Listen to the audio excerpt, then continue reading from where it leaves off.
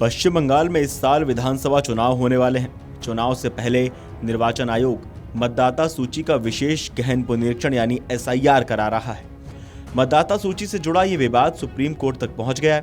Court ने आज इस मामले में अहम दिशा निर्देश दिए। चीफ जस्टिस ने SIR की समय सीमा बढ़ाने का भी निर्देश दिया।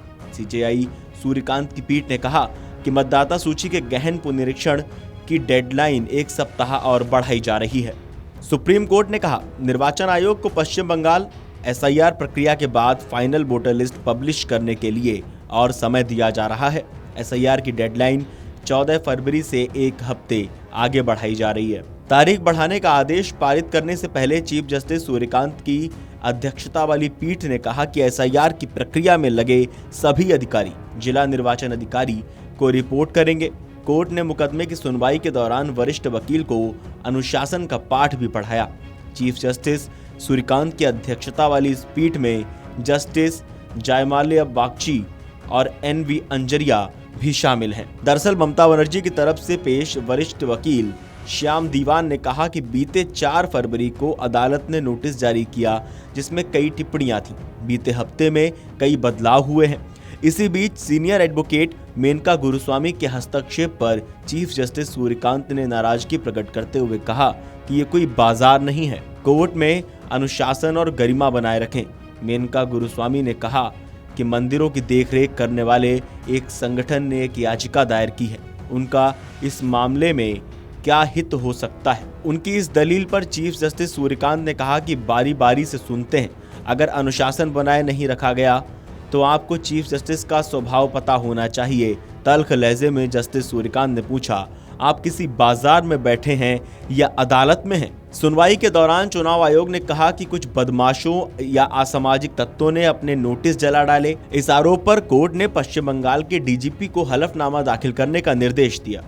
सुप्रीम कोर्ट ने कुछ और बातों पर भी जोर दिया, चलिए समझते हैं। किसी को भी पश्चिम बंगाल में जारी SIR में रुकावट डालने की इजाजत नहीं दी जाएगी। राज्य सरकार ने चुनाव आयोग को 8,505 ग्रुप B अधिकारियों की लिस्ट दी है। उन्हें ट्रेनिंग देकर SIR की प्रक्रिया में लगाया जा सकता है। चुनाव आयोग के आरोपों पर पश्चिम बंगाल के पुलिस DGP हलफनामा दाखिल करें। निर्वाचन आयोग ने फॉर्म 7 जलाने का आरोप लगाया है। DGP इस संबंध में जारी कारण बताओ नोटिस का जवाब दें और बताएं कि पुलिस ने कानून व्यवस्था बनाए रखने के लिए क्या कदम उठाए। बदमाशों के खिलाफ अब तक कोई FIR दर्ज नहीं किए जाने का चुनाव आयोग का आरोप चिंताजनक है। सुनवाई के दौरान सॉलिसिटर जनरल तुषार मेहता ने कहा कि अदालत के फैसले से ये संदेश जाना चाहिए कि भारत का संविधान सभी राज्यों पर लागू होता है। निर्वाचन आयोग ने 1 हफ्ते पहले ही विस्तृत हलफनामा फाइल किया है। इसमें बहुत चिंताजनक बातें। एक संवैधानिक संस्था शीर्ष कोर्ट को कुछ बताना चाहती है। गौरतलब है कि ममता बनर्जी ने अपनी याचिका में विशेष गहन मतदाता सूची संशोधन प्रक्रिया की वैधता पर सवाल उठाए हैं। उन्होंने चुनाव आयोग पर राजनीतिक पक्षपात का आरोप लगाया और कहा कि इस प्रक्रिया में समाज के कमजोर वर्गों के लाखों मतदाताओं के नाम हटाए जा सकते हैं। उन्होंने कोर्ट से अनुरोध किया कि SIR प्रक्रिया के दौरान किसी भी मतदाता का नाम न हटाया जाए, खासकर उन लोगों के जो तार्किक विसंगतियां श्रेणी में हैं। पिछली सुनवाई में सुप्रीम कोर्ट ने चुनाव आयोग को नोटिस जारी किया था कि मामले की अगली सुनवाई सोमवार के लिए निर्धारित की थी। CJI सूर्यकांत की बेंच ने कहा था कि स्थानीय बोलियों के कारण नामों की वर्तनी में अंतर पूरे देश में होता है, इसे मतदाता को बाहर करने का आधार नहीं बनाया जा सकता। गौरतलब है कि सुनवाई के दौरान ममता बनर्जी ने कहा कि शादी के बाद नाम बदलने वाली महिलाएं और जिन लोगों ने अपने निवास स्थान बदले हैं वे अधिक प्रभावित हो रहे हैं। उन्होंने आरोप लगाया कि पश्चिम बंगाल को लक्षित किया जा रहा है और असम जैसे अन्य राज्यों में ऐसी मतदाता संशोधन प्रक्रिया नहीं चल रही है।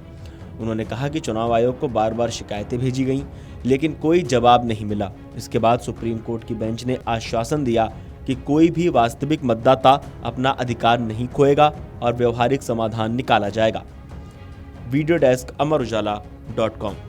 अगर आप ये वीडियो YouTube पर देख रहे हैं तो हमारे चैनल को सब्सक्राइब कर बेल आइकन दबाएं और Facebook पर देख रहे हैं तो हमारे पेज को लाइक करें।